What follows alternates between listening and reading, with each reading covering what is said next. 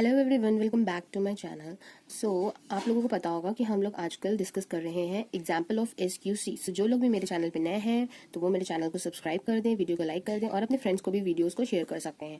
देखिए, हमारी लास्ट की जो वीडियोस थी उनमें हम लोगों ने 2 एग्जाम्पल अभी तक डिस्कस कर लिए हैं जो कि बेस्ड थे आपके एक्स बार चार्ट पे और आर चार्ट पे थे। अब देखिए, ये जो क्वेश्चन है ये एग्जाम्पल 1.3 ये थोड़ा सा डिफरेंट है और यहाँ पे आप लोगों को ध्यान रखने की जरूरत है, बिकॉज अभी तक जो क्वेश्चन हम लोगों ने करे थे वो सेम पैटर्न पे थे, बट इस वाले क्वेश्चन का पैटर्न जो है वो थोड़ा सा डिफरेंट है। अब देखिए इसमें क्या कह रहा है, the following R X bar and R values for 20 sub groups of 5 reading. तो यहाँ पे देखिए, यहाँ पे तो एज यूजुअल जैसे वैल्यूज गिवन है, आपकी मीन की और रेंज की वैल्यूज गिवन है 20 सब ग्रुप्स के लिए और उसमें आपकी 5-5 रीडिंग्स है सबके। उसके बाद देखिए, the specifications of the product characteristic are this and this. तो देखिए, प्रोडक्ट की जो स्पेसिफिकेशंस है वो क्वेश्चन में हमें ऑलरेडी गिवन है, मतलब कि जो हमारा प्रोडक्ट है या तो उनकी स्पेसिफिकेशंस ये होनी चाहिए या फिर इसके अंदर होनी चाहिए। फिर देखिए क्या कहता है, the values given are the last two figures of the dimension reading that is 31.6 should be this. इसका मतलब ये हुआ कि अगर हमें कुछ वैल्यू इस तरह से दी हुई है 31.6 के फॉर्म की, तो उसको हम किस तरह से लिख सकते हैं, 0.40316। इसके लास्ट क्या जो 3 डिजिट है वो आप यहाँ से देख सकते हैं कि वो इसके ही बराबर हैं, बट अगर कोई इस फॉर्म की वैल्यू है तो उसको हम लोग इस फॉर्म में लिखेंगे, इतना हमें ध्यान में रखना है। अब देखिए, ये आपके सब ग्रुप्स दिए हुए हैं 1 से 20 तक, यहाँ पे आपकी मीन दिया हुआ है और यहाँ पे सारी वैल्यूज की आपको रेंज दी हुई है। अब देखिए, यहाँ पे हमें पहला पॉइंट है दे रखा है, वो कह रहा है आपको determine the control limit for X bar and R chart for future use eliminating all the out of control point. इसका मतलब ये हुआ, देखिए अभी तक हम लोग जो अपने एग्जाम्पल 1 और 2 में किया था उसमें हम लोगों ने X bar and R chart की लिमिट्स निकाली थी और हमने देखा था कि जो हमारे पॉइंट्स आउट ऑफ कंट्रोल आ रहे थे तो उससे हम लोग अपना रिजल्ट बता दे रहे थे कि हमारा जो प्रोसेस है वो कंट्रोल में नहीं है। बट यहाँ पे देखिए हमसे ये बोल रहा है कि हमें एक तो सबसे पहले लिमिट्स निकालनी है, उसके बाद जो पॉइंट आउट ऑफ कंट्रोल है उनको एलिमिनेट करना है और रिवाइज लिमिट्स हम लोग को इसमें फाइंड करनी है। तो सबसे पहला तो काम हमारा ये हो गया है। अब देखिए, हमें सेकंड पॉइंट में कह रहा है, will the process be able to meet the specification, की जो हमारा प्रोसेस है क्या वो हमारा स्पेसिफिकेशन जो स्पेसिफाइड है उनको मीट कर रहा है या नहीं कर रहा है। फिर यहाँ पे थर्ड वाला कह रहा है, will you recommend shifting of the process centering. तो क्या हम लोग इस चीज को रिकमेंड करेंगे कि हमें प्रोसेस का जो सेंटर है उसको शिफ्ट करना चाहिए। तो ये तो अब हम आगे जब सोल्यूशन निकालेंगे तभी हम बता सकते हैं। तो अब देखिए, इसका जो पहला पॉइंट है, तो पहला पॉइंट के लिए आप लोगों को सबसे पहले तो जो फॉर्मुलाज है कंट्रोल लिमिट के एक्स बार चार्ट की और आर चार्ट की वो आप लोगों को लर्न होने चाहिए। तो देखिए, मैं यहाँ पे आपको फिर से बताना चाहूंगी कि देखिए यहाँ पे आपको कोई भी कांस्टेंट की वैल्यूज नहीं गिवन है। कांस्टेंट हमारे होते हैं जैसे कि A2 हो गया, D4 हो गया, D3 हो गया या फिर स्मॉल D2 D3 हो गया, तो इन सब की वैल्यूज इस एग्जाम्पल में नहीं गिवन है। बट जब एग्जाम्पल या आपका एग्जाम में पूछा जाएगा ISS के एग्जाम में, तो उसमें आपको वैल्यू ऑलरेडी गिवन होती है। तो देखिए, यहाँ पे अगर हमें वैल्यू नहीं गिवन है तो हम फाइनल ये सोच के चलते हैं कि जो हमारा फॉर्मूला हम यूज कर रहे हैं वो ये वाला फॉर्मूला यूज कर रहे हैं। देखिए, अपर कंट्रोल लिमिट जो है एक्स बार चार्ट की, उसका फॉर्मूला हम लोग यूज करेंगे X double bar plus A2 R bar. Then जो हमारी सेंट्रल लाइन होगी एक्स बार की, उसका फॉर्मूला हम लोग यूज करेंगे एक्स डबल बार। जो हमारी लोअर कंट्रोल लिमिट होगी एक्स बार की, उसका फॉर्मूला हम यूज करेंगे एक्स डबल बार माइनस A2 आर बार, जहां पे आप लोग इजिली एक्स डबल बार की वैल्यू और आर बार की वैल्यू हम लोग फाइंड कर सकते हैं। अब देखिए, सेम यहाँ से ये मैंने लिखा है एक्स बार चार्ट के लिए। अब आर चार्ट के लिए भी हम लोग अपर कंट्रोल लिमिट लिख लेते हैं। तो आर चार्ट के लिए देखिए, जो अपर कंट्रोल लिमिट होती है उसकी वैल्यू होती है D4 आर बार। जो सेंट्रल लाइन होती है आर चार्ट की, उसकी जो वैल्यू होती है वो होती है आर बार। देन जो लोअर कंट्रोल लिमिट होती है आर चार्ट की, उसकी वैल्यू होती है D3 आर बार। तो अब देखिए, इसके आगे ही मैं यहाँ पे वैल्यूज लिख दूंगी। अब देखिए, सबसे पहले हमको चाहिए क्या है, हमें एक्स बार चाहिए। अब आपने क्वेश्चन में देखा था कि हमें जितने भी सैंपल्स थे हमारे 20 सैंपल्स, उन सभी के मीन गिवन थे। तो उन मीन्स का जब हम अगेन मीन निकालेंगे तो यहाँ पे हमें एक्स डबल बार जो है वो फाइंड आउट हो जाएगा। तो देखिए, उन सभी का सम करेंगे सबसे पहले हम लोग। तो देखिए, वो हमारा क्या था, 34.0 plus 31.8 plus dot dot dot up to last वाला टर्म जो था हमारा 35.6 था, और टोटल हमारे क्या थे, 20 हमारे सब ग्रुप्स थे। तो इसको सॉल्व करेंगे तो एक्स बार की वैल्यू आ जाएगी, एक्स डबल बार की वैल्यू आ जाएगी 33.6। अब सेम प्रोसेस हम लोग करके आर बार भी निकाल लेंगे। तो देखिए, हमें रेंज भी ऑलरेडी गिवन थी, तो रेंज हमें गिवन थी, तो जब हम सारी रेंज का सम करेंगे और उनको डिवाइड कर देंगे टोटल नंबर ऑफ ऑब्जर्वेशन से, तो यहाँ पे हमें निकल आएगा आर बार, तो आर बार की जो वैल्यू आ रही है वो आ रही है 6.20। तो देखिए यहाँ पे हमने एक्स डबल बार आर बार की वैल्यू निकाल ली है। अब देखिए एक्स डबल बार की वैल्यू और आर बार की वैल्यू सब्स्टिट्यूट कर देंगे और A2 की जो वैल्यू है वो हम लोग फाइंड करेंगे पीछे चार्ट से। अब आप लोग अपने बुक के इस चैप्टर के लास्ट में देख सकते हो, उसमें आपको एक चार्ट गिवन होगा जहाँ पे आपको स्मॉल n के अकॉर्डिंग जो आपकी वैल्यूज हैं A2 की, D4 की, D3 की, वो आपको गिवन है। तो यहाँ से आप लोग देखिए, मैं आपको बता रही हूँ, देखिए एक्स डबल बार है, एक्स डबल बार की वैल्यू हमारी आई थी 33.6, तो मैंने यहाँ रखा 33.6 प्लस आर बार की वैल्यू है 6.20, तो आर बार की वैल्यू यहाँ पे हम लोग रख देंगे 6.20। देन यहाँ पे A2 की वैल्यू, A2 की वैल्यू आप लोग देखिए चार्ट में यहाँ से देख सकते हैं, उसकी वैल्यू है 0.58। देखिए 0.577 के फॉर्म में होती है, बट हम इसको अप्रोक्सीमेट करके लिख सकते हैं। अब इसी तरह से आप लोग देख सकते हैं D4 की वैल्यू एंड D3 की वैल्यू। तो देखिए यहाँ पे जब मैंने सारी वैल्यू सब्स्टिट्यूट कर दी और मैं जब इसको सॉल्व करूंगी तो इसका आंसर आ जाएगा 37.20। सिमिलरली एक्स बार हम लोग ऑलरेडी फाइंड कर चुके हैं 33.6, तो उसकी वैल्यू रख दी। अब देखिए लोअर कंट्रोल लिमिट है, लोअर कंट्रोल लिमिट को जब फाइंड करेंगे तो 33.6 इसको जब हम लोग फाइंड करेंगे तो इसको सॉल्व करने के बाद हमारी वैल्यू जो है वो आ जाएगी 30.00 या 30 भी आप लोग लिख सकते हैं। तो देखिए इस तरह से हम लोग अपनी वैल्यूज का यूज करके यहाँ पे अपर control limit, central line and lower control limit को फाइंड कर लेंगे। अब देखिए सेम प्रोसेस जब हम लोग लगाएंगे आर चार्ट की लिमिट्स पे, तो देखिए इसकी भी वैल्यू आ जाएगी। इसकी जो अपर कंट्रोल लिमिट आएगी वो आ जाएगी 13.08। अब देखिए आप लोगों को कंफ्यूज बिल्कुल नहीं होना है, बिकॉज D4 की वैल्यू आप लोगों ने पीछे चार्ट से देखी है, आर बार की वैल्यू हम लोग यहाँ पे निकाल चुके हैं, बस हम लोगों को यहाँ पे वैल्यू सब्स्टिट्यूट करनी है और यहाँ पे हमें वैल्यू फाइंड करनी है। तो अब देखिए जो सेंट्रल लाइन है, सेंट्रल लाइन में होती है आर बार की वैल्यू के बराबर, तो आर बार की वैल्यू निकाल चुके हैं 6.2।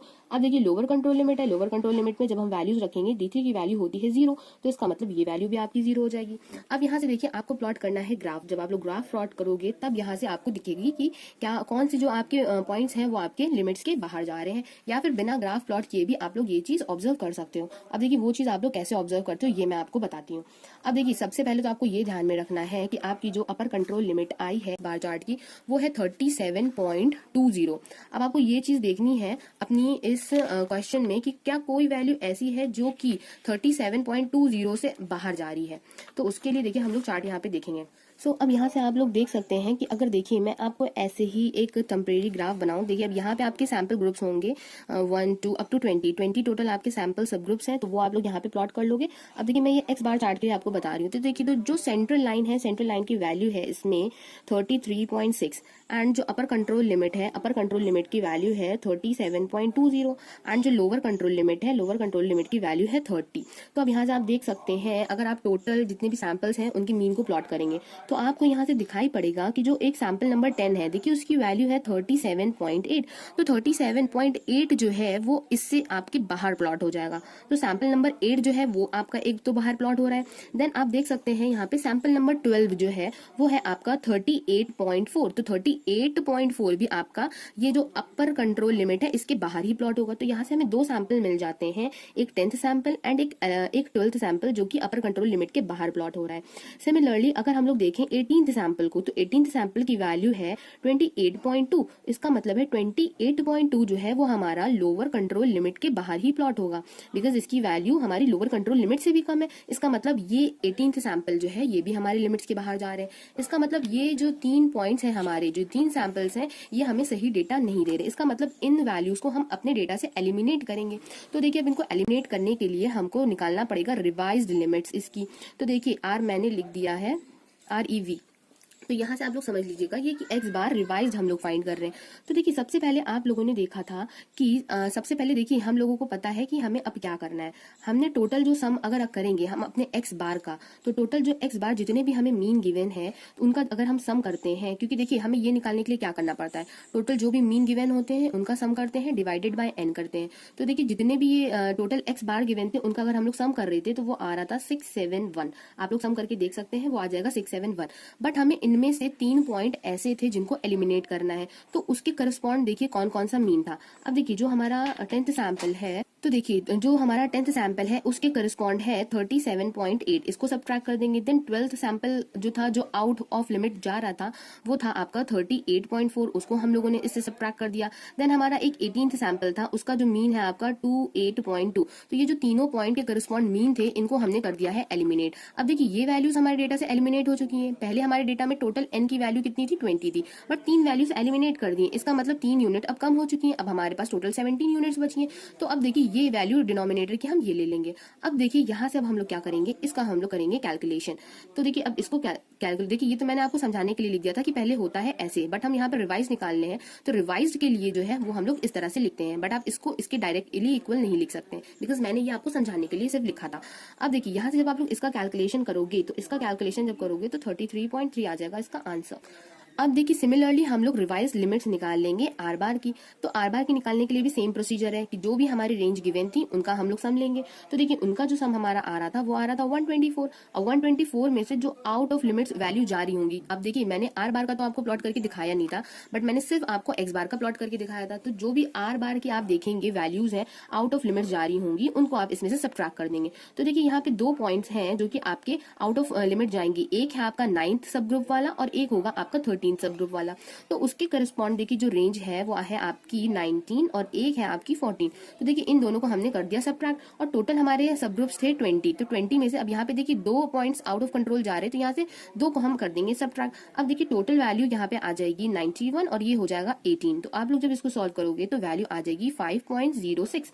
तो देखिए हमारी एक्स बार और आर बार दोनों ही रिवाइज लिमिट्स निकल आई है। तो पहले क्वेश्चन में हमें यही बोला गया था कि हमें पहले लिमिट्स फाइंड करनी है, अगर कोई वैल्यू आउट ऑफ पॉइंट जा रही है तो हमें अगेन उसकी रिवाइज लिमिट्स निकालनी है।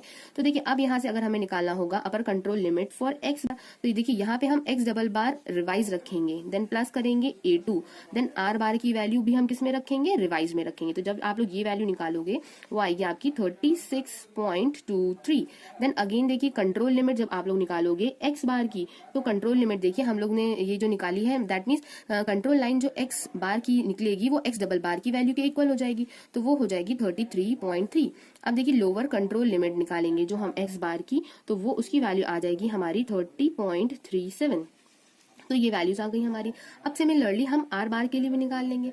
तो देखिए जब हम लोग निकालेंगे upper control limit for R, तो आर के लिए जब हम लोग निकालेंगे वो होता है हमारा D4 आर बार। अब यहाँ पे भी आर बार हम रिवाइज लेंगे तो उसकी वैल्यू आ जाएगी 10.67। अब सिमिलरली यहाँ से देखिए जब हम लोग निकालेंगे लोअर कंट्रोल लिमिट, तो देखिए यहाँ से हमारी सेंट्रल लाइन तो हमें पता है आर बार की इक्वल हो जाएगी, तो उसकी वैल्यू हो जाएगी 5.06। अब यहाँ पे सिमिलरली लोअर कंट्रोल लिमिट जब आर की निकालेंगे तो उसकी वैल्यू जब सॉल्व करेंगे वो 0 आ जाएगी। क्यों 0 आएगी, D3 की वैल्यू 0 होती है। लोअर कंट्रोल लिमिट का फॉर्मूला आपका क्या होता है D3 आर बार होता है, और D3 की वैल्यू होती है 0। तो यहाँ से आपकी लोअर कंट्रोल लिमिट जो है वो 0 आ जाएगी। तो देखिए जो फर्स्ट पार्ट था आपका ये हो चुका है कंप्लीट। अब यहाँ से देखिए सेकंड पार्ट में कह रहा है will the process be able to meet the specification, क्या जो प्रोसेस है वो हमारी स्पेसिफिकेशंस के अकॉर्डिंग है या नहीं है, ये हमें बताना है। तो देखिए सबसे पहले तो हम ये बताएंगे, अब यहाँ पे देखिए सेकंड पार्ट के लिए हमें सबसे पहले स्पेसिफिकेशंस लिमिट निकालनी पड़ेंगी। तो देखिए upper specification limit and lower specification limit, तो मैं उसको अपर स्पेसिफिकेशन लिमिट USL से इसको डिनोट कर रही हूँ। तो देखिए इसका फॉर्मूला हमारा क्या होता है, देखिए हमें जो स्टैंडर्ड्स हैं वो हमारे स्पेसिफाइड है नहीं। तो जब मैंने आपको ऑलरेडी एक बार चार्ट में पढ़ाया था कि जब स्टैंडर्ड स्पेसिफाइड नहीं होते हैं तो उसकी जगह पे हम इनका एस्टिमेट यूज करते हैं। तो ये भी मैंने आपको बताया था कि म्यू का एस्टिमेट होता है एक्स डबल बार। तो देखिए यहाँ पे हमने यूज करा इसका एस्टिमेट जो कि है x double bar plus 3 times होता है आपका स्टैंडर्ड डेविएशन या स्टैंडर्ड एरर आप कह सकते हो। तो यहाँ पे इसका भी एस्टिमेट हम यूज करेंगे। तो अभी मैं आपको बताऊंगी कि यहाँ से इसका एस्टिमेट क्या हो सकता है। अब इसी तरह से देखिए अपर स्पेसिफिकेशन लिमिट हो लोअर स्पेसिफिकेशन लिमिट, तो देखिए अपर स्पेसिफिकेशन लिमिट निकल चुका है। अब अपर स्पेसिफिकेशन लिमिट को आप लोग अपर नेचुरल स्पेसिफिकेशन लिमिट भी बोल सकते हो। एंड अगेन देखिए लोअर नेचुरल स्पेसिफिकेशन लिमिट जो है उसका जो फॉर्मूला है वो मैं आपको बता दूं, वो हो जाएगा एक्स डबल बार माइनस 3 टाइम्स सिग्मा कैप। तो देखिए बस डिफरेंस यही होता है कि अपर वाले में प्लस का साइन होता है और लोअर वाले में माइनस का साइन होता है, और हम लोग यहाँ पे यूज करते हैं इसका एस्टिमेट। देखिए म्यू का एस्टिमेट मैंने ऑलरेडी रख दिया है, और ये मैं आपको बता दूं कि सिग्मा कैप का जो एस्टिमेट होता है वो आर बार अपॉन D2 होता है, बट यहाँ पे हम रिवाइज लिमिट का यूज करेंगे। तो मैं यहाँ पे लिख दे रही हूँ REV, मतलब कि आर बार रिवाइज हमें यूज कर रहा है। तो देखिए आर बार रिवाइज हमने अपने फर्स्ट पार्ट में निकाला हुआ था, तो उसकी वैल्यू आई थी हमारी 5.06, और D2 ये जो स्मॉल D2 है, तो स्मॉल D2 की वैल्यू अगर आपको ये क्वेश्चन पूछा जाएगा एग्जाम में तो स्मॉल D2 की वैल्यू प्रोवाइडेड होगी, तो उसकी वैल्यू प्रोवाइड होगी तो 2.326 इसकी वैल्यू आप लोग सब्स्टिट्यूट कर सकते हो। तो यहाँ से जब इसको हम लोग सॉल्व करेंगे तो इसकी जो वैल्यू है वो आ जाएगी 2.7 2.175। तो ये देखिए सिग्मा की वैल्यू हम लोग यहाँ पे सब्स्टिट्यूट कर देंगे। तो ये जो इसकी अपर नेचुरल स्पेसिफिकेशन लिमिट है एक्स डबल बार की वैल्यू भी हम लोग कौन सी रखेंगे, रिवाइज्ड ही यूज करने वाले हैं ये। तो देखिए मैंने स्मॉल आर यहाँ पे लिख दिया है। तो देखिए जब इसकी रिवाइज वैल्यू आप लोग रखोगे then 3 times then sigma cap की वैल्यू आप लोग रखोगे, जब इसको सॉल्व कर लोगे तो इसकी वैल्यू आ जाएगी 39.825। Then lower natural specification limit, जब इसमें सारी वैल्यूज रख के सॉल्व करोगे तो इसकी वैल्यू जो है वो आ जाएगी 26.775।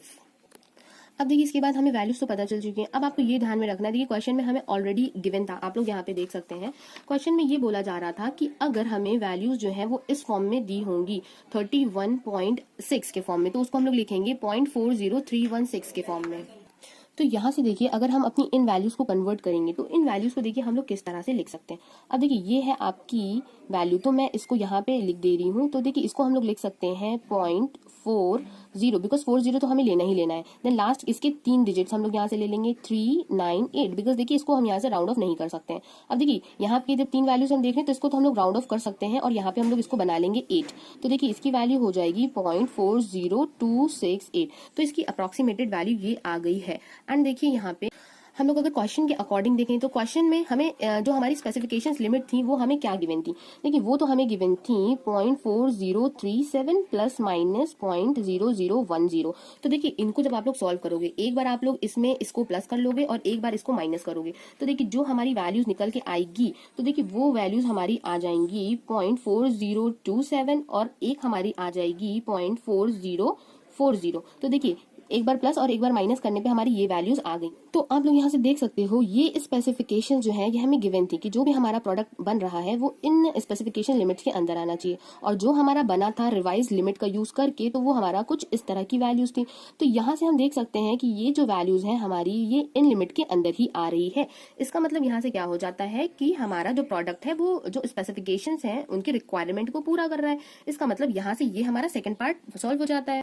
तो हम लोग यहाँ से बोल देंगे कि जो प्रोडक्ट है वो स्पेसिफिकेशन को मीट कर रहा है। अब देखिए थर्ड पॉइंट में पूछा था will you recommend shifting of the process centering, कि क्या जो प्रोसेस सेंटरिंग है उसको आप लोग शिफ्ट करना चाहेंगे। तो यहाँ पे हम लोग कह देंगे कि नहीं हम लोग शिफ्ट नहीं करना चाहेंगे, बिकॉज जब हमारा जो प्रोसेस चल रहा है वो स्पेसिफिकेशंस को फुलफिल कर रहा है तो हम लोग क्यों उसको सेंटर को शिफ्ट करेंगे। तो यहाँ से बस आंसर आप लोग लिख सकते हो कि हम लोग उसको शिफ्ट नहीं करना चाहेंगे, मतलब शिफ्टिंग जो है वो यहाँ पे एडवाइजेबल नहीं है। तो बस ये आपका हो जाता है थर्ड पॉइंट, तो वो आप लोग अपनी लाइन्स में यहाँ पे लिख सकते हो। तो देखिए 1.3 का ये है पूरा एक्सप्लेनेशन और मैं उम्मीद करती हूँ कि आप लोगों को समझ में आया होगा। वीडियो थोड़ा लंबा हो गया है बट कोई बात नहीं, मैंने पूरी कोशिश की है ताकि आप लोगों को पॉइंट टू पॉइंट एक एक चीज जो है वो पूरी तरह से क्लियर हो जानी चाहिए। और अगर आप लोगों को ये चीज समझ में आई हो तो मुझे कमेंट बॉक्स में कमेंट करके जरूर बताइएगा और दूसरों को भी वीडियो शेयर कीजिएगा, वीडियो लाइक कर दीजिएगा अगर पसंद आए। Okay, thank you for watching my video, have a nice day.